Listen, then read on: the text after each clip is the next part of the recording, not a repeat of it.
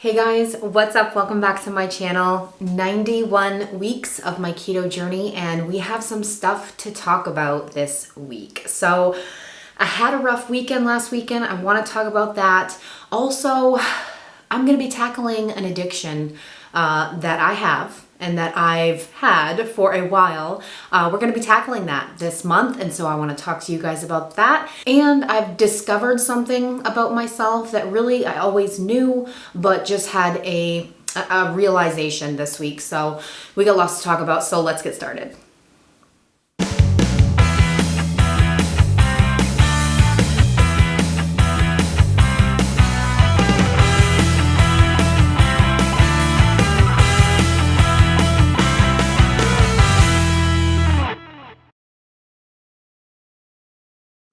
Alright guys, before we get into the video, make sure to subscribe to my channel. Your support means so incredibly much. It's absolutely free and you can always change your mind later. I do have a Facebook support group as well, and that link is below, so definitely come check that out. We are the Shrinkables, so come be a Shrinkable with us. Alright guys, so I had a rough weekend last weekend, and it's like when these days happen, they always kind of like, for me, they just kind of take my breath away for a minute. And it's like, why do I keep resorting back into old behaviors? And really, I mean, I lived that life for so incredibly long. I mean, I'm 41 years old, and the majority of my life I have spent eating the standard American diet and just being unhealthy and inactive. And so obviously it's going to take time for me to become that person, right? But every time it happens, it's so incredibly frustrating. And I actually filmed a video in the middle of this week just kind of talking about my thoughts and like that frustration and what I was feeling. So I will share it with you right here. When I started my YouTube channel 91 weeks ago, I made a promise to myself and to you guys that I was going to be honest. You know, I'm not going to sugarcoat anything. I am going to be upfront and honest and real with you guys, because that's the only way that we are going to overcome our issues, our addictions, our, struggles, everything that we go through, the demons. The only way that we are going to battle this and overcome it and conquer it is if we are real and honest with ourselves. And it's so important to do that. And it's really hard for me to come out here and be honest with you guys about myself and, the mistakes that I make. It's hard, but we have to own it. We have to take responsibility, and then we have to figure it out, right? So let's talk about it. So I ended Derek from Derek's Journey, his weight loss challenge last month on Friday. And so I had my final weigh-in, and I was up 2 pounds just because I had lost 17 pounds in the beginning of the month. I had some fluctuation. I also was kind of lazy with my nutrition last week. I wasn't like super bad, but not super good either. And so I did have a couple pounds, and I usually always fluctuate around this time of the month anyway, so I wasn't too worried about it. So then I said, well, we're heading into the weekend. I had changed my weigh-in day to Fridays for the challenge.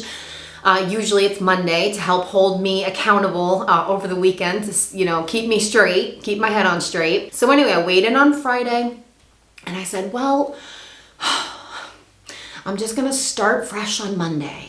On Monday, I'll start again on Monday. So then there were 3 days, Friday, Saturday, and Sunday. I don't know why I do it, okay? I know I have an addiction. I have a food addiction, and I have this connection with foods that are not good for me. I have like this, because the food is what I had turned to my entire life. It was always there for me. And so I find myself being drawn to it, like not over and over again, but just once in a while I'll feel it. I'll feel like that desire, that longing for the lifestyle that I lived for so long, that I hated, that I was miserable, I was so uncomfortable, and I find myself missing it sometimes, and that is crazy. I also know that I'm always going to get back on track. Like, I'm never going to give up. I'm never going to fail at this. I am always going to get back on track. But when I allow myself to give in to my addiction, I just make it so much harder on myself. And it makes me think, like, why do we do that? Why do we keep allowing ourselves to give into it? And it's because it was something that, was so familiar to me. I lived it for so long. So obviously it's somehow like a part of me, right? Like it's a part of me, and it's going to be a part of me for forever. It's going to be there, and I've accepted it. I've realized that. And so I have to learn how to live with it. But here it is, guys.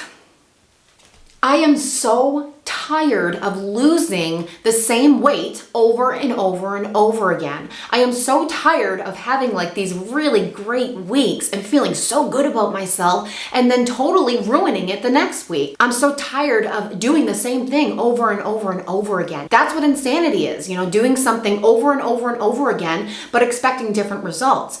I can't keep doing the same thing over and over and over again and expect myself to change and expect myself to become someone different, the person that I can visualize and see. So how do we stop it? First, we have to accept it, and we have to recognize exactly what it is. Yeah, it's an addiction. It is an addiction. I know and feel what an addiction is, but it's also that we're not taking it seriously. We're not taking ourselves seriously, or this weight loss journey seriously, or reaching our goals seriously. We're not making ourselves a priority, bottom line. When we choose to lose control like that, we're making that food a priority. We're making our temporary desire for that food, a priority. That is what's important to us in that moment. And that needs to stop. That doesn't mean that we're never going to mess up, but we need to not allow ourselves to lose control. I know a lot of you struggle with the same thing. And I just want you to know that you're not alone, and this is why I come on here and I document my journey for you guys, and I make these videos. And some of the videos that I make, they're not easy to make, like these ones. But I do it because I want to be completely honest with you that this is hard. This is hard. This is a battle. But it's not a battle that we're going to lose. It's not. We can overcome this. With God as our strength, we can overcome this. I truly 110% believe that. But we have to do the dirty work. We have to do the hard work. We have to get through the hard moments, and we're going to come out on the other side as a winner. Let's be consistent. Let's be consistent with figuring out the mental part of this. It isn't a physical battle. It is a mental battle, and we need to figure that piece out if we want to be successful. And I believe we can. So I ask myself a lot, will I ever be normal? Am I ever going to have a normal life and be a normal person? And really, what is the definition of normal? Maybe this is the new norm for me. I'm going to be living with this addiction for the rest of my life, and that is the new norm for me. So figuring out how to make this easier on myself and really learning about myself and, my behaviors and my decisions that I make that aren't good, my decisions that I make that are good, figuring out how to do this. That really is the big goal here. And I had a realization this week that I've always wanted to be that normal person where I would be healthy, live a healthy lifestyle for the majority of the time, but be able to have those foods that I love, those bad carby foods that I love, just once in a while, just have like a little treat once in a while. I want to be that person. And I realized this week that I can't, because that is what addiction is. An alcoholic, they can't have a drink once in a while, right? A drug addict can't, get a fix once in a while.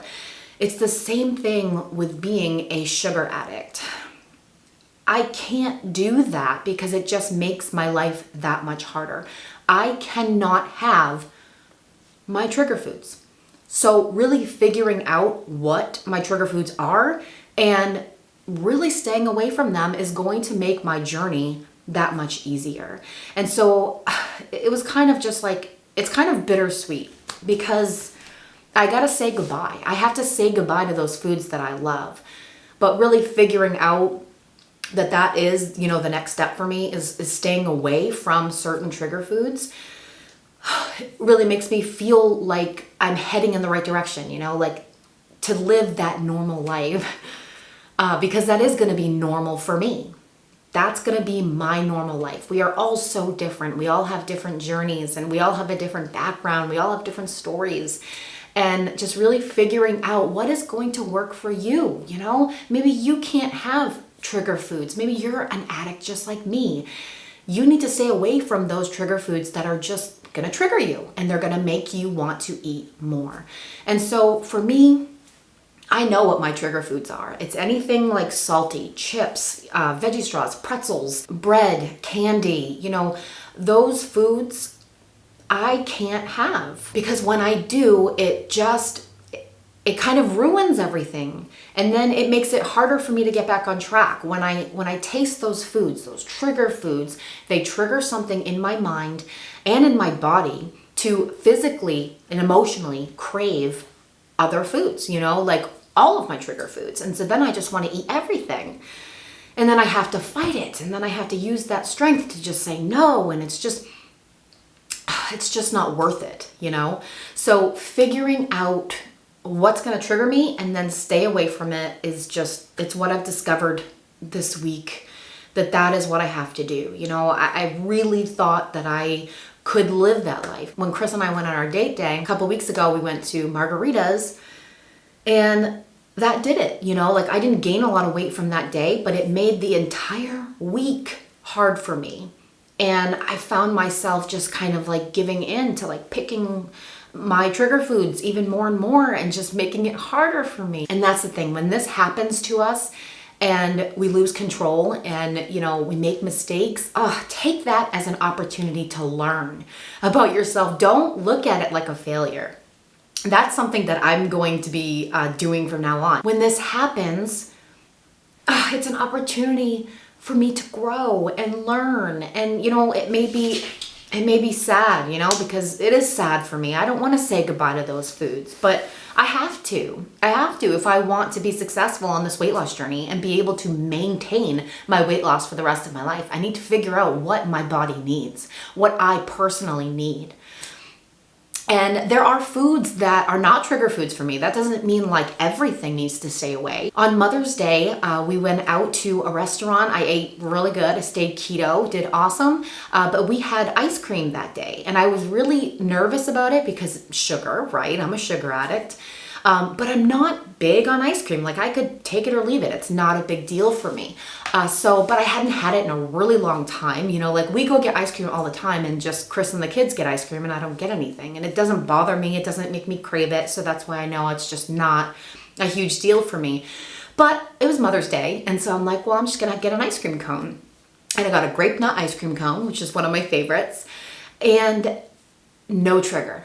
No trigger whatsoever. It didn't, because I know how I feel after I eat a trigger food. I know the signs now. And when I eat something that's just going to do it for me, I want everything else. It makes me want everything else. It makes me want to sabotage my journey and, my diet. And it's crazy. And so finding out what your trigger foods are and what they're not. If you find one that is a trigger food and it kind of messes you up for a week or two, don't think of it as a failure. That's a discovery. You didn't fail. You discovered something that doesn't work. So look at it in a positive way and just learn from it and allow yourself to grow. And that's what I am going to do with this. I got to stay away from those trigger foods. All right, guys, let's get into it. I have another addiction, which if you've been following me for a while now, you probably know. I am addicted to the scale. I am addicted to weighing myself every single day. And it is an obsession. I weigh myself in the morning and compare with the previous morning, and I weigh myself at night and compare with the previous night. I literally am addicted to weighing myself when I'm doing good, when I'm on my weight loss journey. When I was eating the American Standard diet and living that unhealthy lifestyle, I stayed far, away from that scale. I was not obsessed with the scale.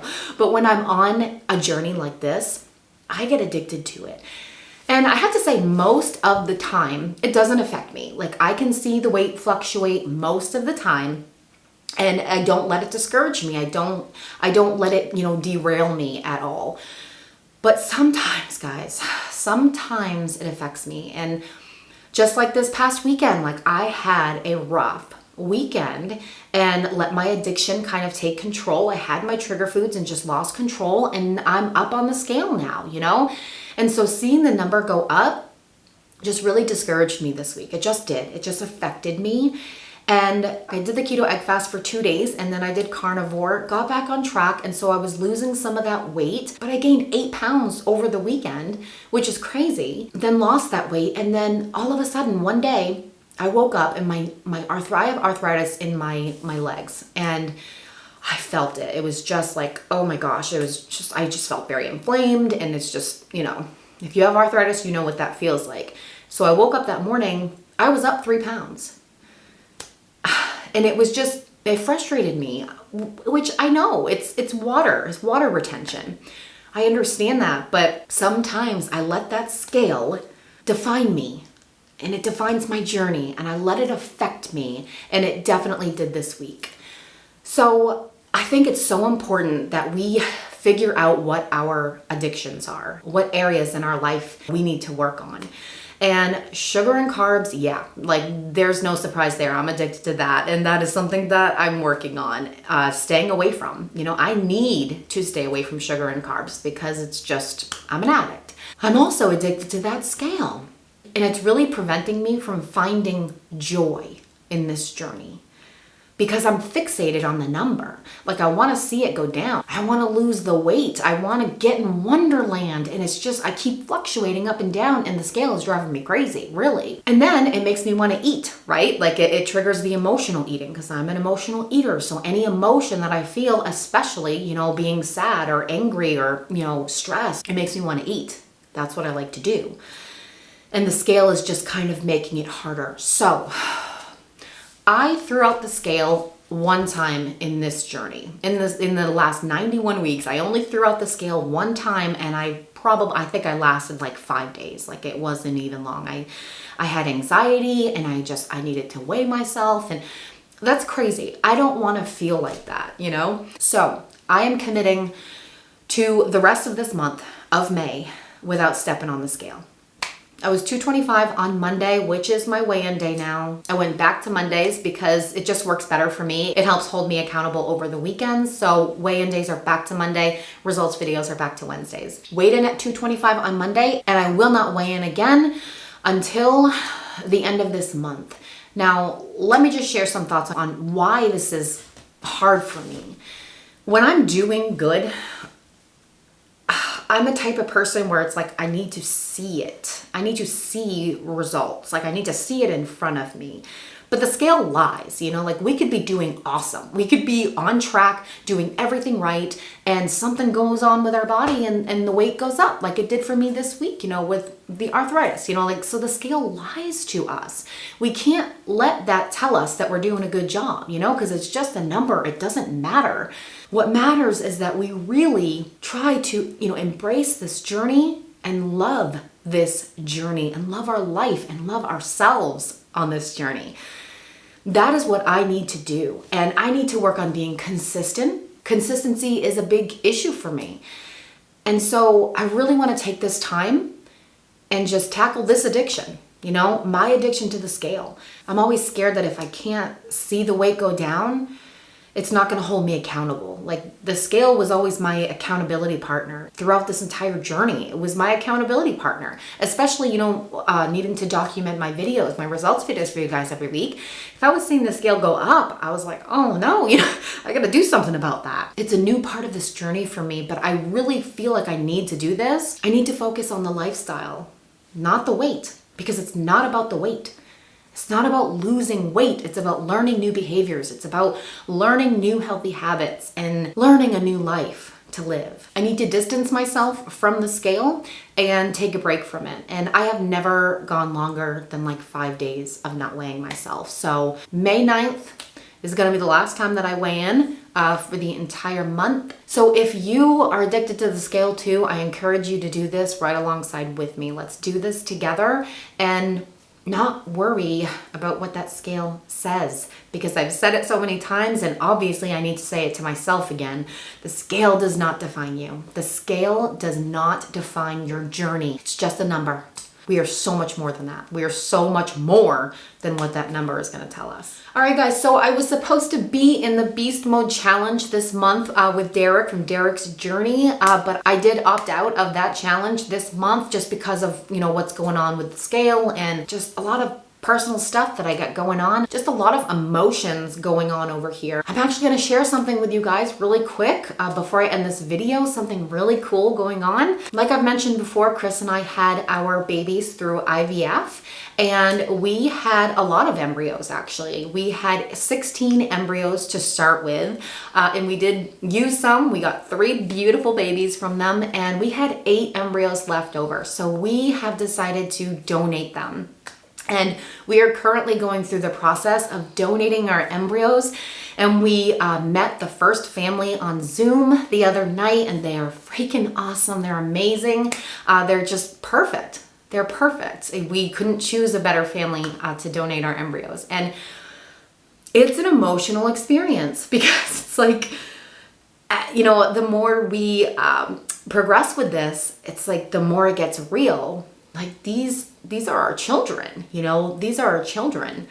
And we are going to have open communication with them so that the children will know each other and have a relationship with each other. So we will get to have a relationship with them, praying that it's God's will that they get pregnant. And it's crazy. It's crazy to think about it, but what a blessing. Like, it feels so incredibly awesome to be able to bless another family with a child, and Chris and I are done. We have completed our family. And so now we get to help complete other families. So we have 8 embryos and 4 will be going to this family. And then there's another family that we'll be meeting soon that the other 4 will be going there. So lots of emotions going on. And like I said, I'm an emotional eater, so it's no surprise that I kind of had a bad week. But yeah, exciting, right? Isn't it just, it's just so cool. So I'll just keep updating you guys on what's going on with that if you're interested. So